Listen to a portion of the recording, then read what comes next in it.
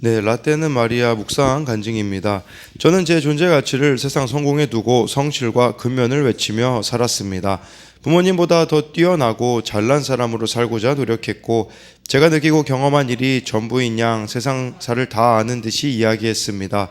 그래서 인생이 내 뜻대로 흘러가지 않으면 필요 이상으로 의기소침해하며 우울해했습니다.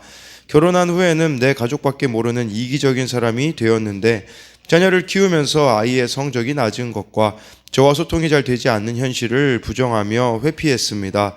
저는 아이의 마음을 이해하려 하지 않고 배가 불러서 저런다며 가시처럼 뾰족한 말만 내뱉었습니다. 뿐만 아니라 아이들이 낮은 성적을 받아오면 아이들을 때리기까지 하면서 마치 남겨두는 것이 없는 저녁 이리같이 행동했습니다. 잘 사는 것처럼 보이고자 무시당하지 않고자 저는 그렇게 사는 법밖에 알지 못했습니다. 아이들도 사랑으로 키우지 못하고 나의 소유로 여겼습니다. 그런데 40여 년을 제대로 쉬지도 못하고 악착같이 살다 보니 점점 일하는 것이 힘들어졌습니다. 그래서 30이 넘은 조금 늦은 나이지만 딸에게 약대 입시를 준비하게 했습니다. 약사라는 안정적인 직업을 물려주고 싶다는 명목이었으나 사실은 제가 마음껏 쉬고 싶은 욕심을 합리화한 것입니다. 하지만 딸은 약대 입시에 계속 실패했습니다. 그런 현실 앞에서 비로소 저는 저의 패역한 민낯을 보게 되었습니다. 저는 딸의 나이를 생각하며 결혼도 해야 하고 경력도 단절되어 염려된다는 생각에 자녀의 길을 제 마음대로 선택했습니다. 하나님이 개입하시지 못하도록 한 것입니다. 저의 교만이 여호와께 제 삶을 의뢰하지 않게 만들었고 하나님께 가까이 나아가지도 못하게 했습니다. 공동체에 속해 말씀을 묵상하며 저는 깊이 탄식하고 회개했습니다. 형벌을 내리기로 정하기까지 공의를 나타내신 하나님의 사랑을 날마다 묵상했습니다. 하나님 안에서 저의 죄를 돌아보고 회개하니 딸과의 관계도 차츰 회복되었습니다. 딸의 표정이 밝아졌고 대화 속에서 소통이 됨을 느낍니다. 이런 신세계를 경험하게 되어 너무나 감사합니다. 앞으로도 매일 말씀을 깊이 묵상함으로 여호와를 의뢰하고 내 뜻과 계획이 아닌 하나님의 계획을 물으며 그분과 동행하기를 소망합니다. 적용하기입니다. 딸과 함께 앞으로의 직업과 신결혼을 같이 고민하며 기도하겠습니다. 딸에게 나 때는 이리 살았다는 저의 경험을 강조해서 말하지 않겠습니다. 이 적용하기의 신결혼은 믿는 자들의 그 결혼을 말하는 것이라고 할 수 있는데요.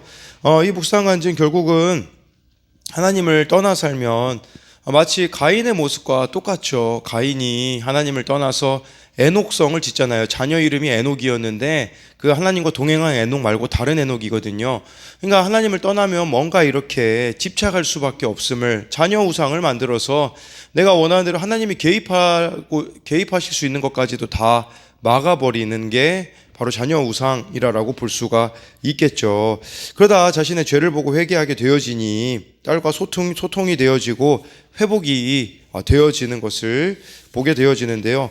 모든 인생의 문제는 하나님과의 관계가 깨짐으로부터 시작된다는 것을 기억해야 합니다. 오늘은 스바냐 3장 1절부터 8절까지인데요. 1절에요. 패역하고 더러운 곳 포악한 그 성읍이 화 있을진저라고 해가지고요.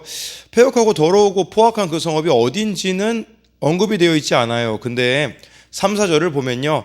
예루살렘임을 알 수가 있습니다. 예루살렘이 어떤 곳입니까?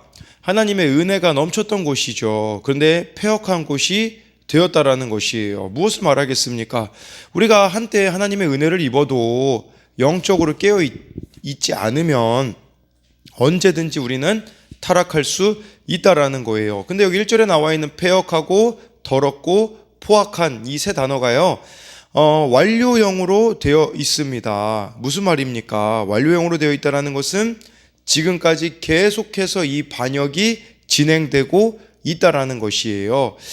근데 이것은 무엇 때문일까요? 바로 죄 때문이에요. 죄는 하나님께 패역한 것이 되는 것이고 또 더러운 것이라는 것은 관계가 부정해졌다라는 거거든요. 하나님과의 관계를 더럽히고 부정하게 하는 것이며 결과적으로 이 죄는요 포악해진대요. 포악해진다라는 게 무슨 말이겠습니까? 다른 사람에게도 영향을 미치게 된다라는 거죠. 그러니까 이 죄 때문에 우리 가운데 이런 혈기가 나오게 되어지고 외적인 것으로 드러나게 되어진다라는 것을 말씀해 주고 있는 것이죠. 예, 그래서 1절에 대한 이런 적용 질문은 내 생각과 마음, 행동 중에 하나님이 보시기에 더럽고 패역하다라고 하실 만한 일은 무엇이 있습니까? 가정과 직장과 교회에서 포악한 나의 모습은 무엇입니까? 왜 그렇게 포악하게 되었다라고 생각하고 있나요? 2절에 그가 명령을 듣지 아니하며 교훈을 받지 아니하며 여호와를 의뢰하지 아니하며 자기 하나님에게 가까이 나아가지 아니하였도다. 1절 삶의 결론은 2절을 하지 않았기 때문이라고 말씀해 주고 있어요. 그러니까 왜 이렇게 1절처럼 패역하고 더럽고 포악하게 되어졌냐?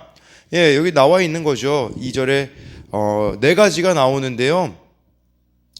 첫째는 여호와의 음성을 듣지 않았고, 둘째는 여호와의 교훈을 받지 않았고, 셋째는 여호와를 의지하지 않았고, 넷째는 하나님께 가까이 가지 않았다라고 말씀해 주고 있는 것이에요. 그러니까 근본적인 문제는 여기 있는 거예요. 그러니까 우리들의 삶이 1절과 같다면 내가 2절처럼 살지 않은 내 삶의 결론이구나, 이걸 인정해야 된다라고 말씀해 주고 있는 것이죠. 그래서 저도 항상 이렇게 청소년들이나 청년들에게 하는 말 중에 하나는 뭐냐면, 그거 죄를 어떻게 끊을지 고민하지 말라고 해요. 그거 고민하기보다 어떻게 하나님을 사랑할지를 고민하라고 이렇게 이야기를 해주거든요. 그러니까 어떻게 하나님을 가까이 할지, 어떻게 하나님을 사랑할지를 고민하고 실천한다면 우리들 가운데 1절과 같은 모습이 사라질 수 있다라는 것이죠. 그래서 2절에 대한 적용 질문은 오늘 어떻게 하나님을 더 가까이 하고 사랑할 수 있을까요? 내가 들어야 할 하나님의 명령과 교훈은 무엇이 있습니까? 네, 우리가 매일 큐티하는 이 말씀 중에 적용하기만 해도요.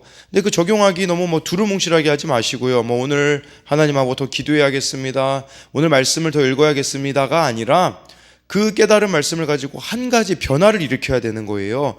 내가 이런 부분을 지금까지 해왔는데 이거 고쳐야겠구나. 그래서 그거 하나씩 고쳐간다면 우리들의 삶이 풍성해지지 않겠습니까? 3, 4절 말씀을 보면요, 그 가운데 방백들은 부르짖는 사자요, 그의 재판장들은 이튿날까지 남겨두는 것이 없는 저녁일이요. 4절에 그의 선지자들은 경솔하고 간사한 사람들이요, 그의 제사장들은 성소를 더럽히고 율법을 범하였도다. 네, 여기 이 방백들은 지도자를 말하겠죠. 3절에 방백들이요, 부르짖는 사자인 거죠. 누구를 막 이렇게 사람들의 소중함을 잃어버린 모습 아니겠습니까? 그냥 사람들을 보면 다 부르짖고 물어뜯고 싶어하는 이런 모습이죠. 재판장들은 남겨두는 게 없는 저녁 일이래요. 이 재판장들은 마음에 여유가 있어야 되는 자들 아닙니까? 근데 마음의 여유를 상실해버리니 다 이렇게 남김없이 이렇게 남김이 없는 저녁 일이와 같은 자들이 되어지는 것이죠. 그러니까 사욕을 채우기에 혈안이 되어져 있는 이들의 모습이 나타나 있는데, 하나님을 떠나사니 사람에 대하여서도 이렇게 정말 부르짖거나 남겨두는 것이 없는 강팍한 모습을 보여주고 있는 거예요. 쉽게 말하자면 하나님을 떠나니 마음의 여유가 사라져버린 것이 아니겠습니까? 4절에는요, 종교 지도자들이 나와요. 선지자들, 제사장들 또한 타락해져 있음을 말씀해주고 있는 것이겠죠. 그래서 이들은 경솔하고 간사한 자가 선지자들이 되어버렸고, 제사장들은 성소를 더럽히고 율법을 범하게 되었음을 말씀해주고 있어요. 그래서 이 남유다가 바벨론에게 멸망당하거든요. 근데 문제는 뭐냐면요, 이 바벨론은 그냥 심판의 도구였어요. 심판의 도구였는데 사람들이 어떻게 생각하냐? 저 바벨론 때문에 내가 망했다. 아니에요. 바벨론 때문에 망한 게 아니라 죄 때문에 망한 것이에요. 그러니까 우리는 내 죄 때문에 망했다라고 말해야 되는데, 바벨론 같은 내 남편, 바벨론 같은 내 아내, 바벨론 같은 내 자녀, 부모 때문에, 바벨론 같은 그 누구 때문에 망하였다라고 생각할지 모르지만, 그러면요, 고난은 해석이 되어질 수 없어요.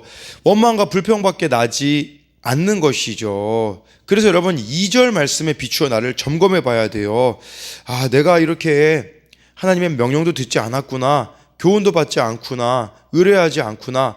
가까이 나아가지 않은 그게 내 삶에 이런 결론을 초래했구나라고 깨달아야 한다라는 것이죠. 그래서 먼저 회개할 것을 찾으며 주 앞에 엎드려야만 우리들의 삶이 해석이 될 수가 있다라는 것을 말씀해 주고 있는 것이죠. 3, 4절에 대한 이런 적용 질문은 내가 이렇게 된 것은 누구 때문이야? 어떤 사건이야? 하며 원망과 불평을 하고 있지는 않습니까?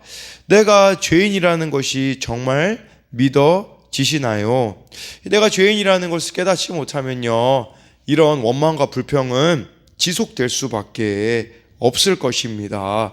5절에요. 그 가운데 계시는 여호와는 의로우사 불의행하지 아니하시고 아침마다 빠짐없이 자기의 공의를 비추시거늘 불의한 자는 수치를 알지 못하는도다 라고 해서요. 네, 정말 하나님이 거기 계시거든요. 이런 불의 가운데, 이런 폐역과 더러움과 포악함 가운데 하나님이 계시다라는 것이죠. 근데 문제는 아침마다 빠짐없이 공의를 비추시거든요. 근데 문제는 자기의 수치를 알지 못한다라는 것이에요. 5절 말씀이 무슨 말이냐? 거기 하나님이 계시기 때문에 항상 하나님을 만날 수 있다라는 말이에요. 항상 아침마다 빠짐없이 하나님이 계시기 때문에 만날 수 있지만 그 하나님과의 만남을 우리가 거부해 버렸어요. 그러니 어떻게 됩니까? 자기 수치를 알지를 못하는 거죠. 반대로 말하면요, 여러분들이 매일 하나님을 만나잖아요. 그러면 자기 수치를 알게 되어집니다. 근데 내 죄를 보지 못하기 때문에 매일 죄를 지으며 살아갈 수밖에 없기에 아침마다 빠짐없이, 그래서 우리가 큐티를 해야 되는 거예요. 늘 말씀으로 나를 비추지 않으면요, 우리는 수치를 알지 못하기 때문에 불의를 행할 수밖에 없어요. 그렇게 말하는 이렇게 아이들이 참 많아요. 이것 때문에 인생이 힘들고 저것 때문에 인생이 힘들다고. 근데 길을 알면서도 이 길을 선택하지 않는 것은 이제는 그 책임이 본인에게 있음을 알아야 돼요. 제가 항상 하는 말이 있거든요. 아침마다 큐티하라고, 새벽마다 하나님 앞에 나아오라고. 그렇게 하면 살 길이 열리거든요. 알면서도 불구하고 그것을 거부하고 있다면 그것에 대한 문제는, 처음에 그 문제는 누군가 핑계 댈 수 있어요. 그 사람 때문에, 이 문제 때문에 내가 이렇게 됐어요. 그러나 살 길이 열려 있는데 아침마다 하나님이 공의를 비춰주시겠다고 하는데 그것을 거부한다면 그 책임은 본인에게 있음을, 우리 자신에게 있음을 깨달아야 한다라는 것이에요. 5절 말씀에 대한 적용 질문은 아침마다 빠짐없이 말씀 묵상을 하고 있습니까? 아침마다 말씀 묵상을 하면서 알게 된 나의 수치는 무엇인가요? 이 말씀 묵상도 여러분 바르게 한다면 늘 나의 수치를 발견하는 거예요.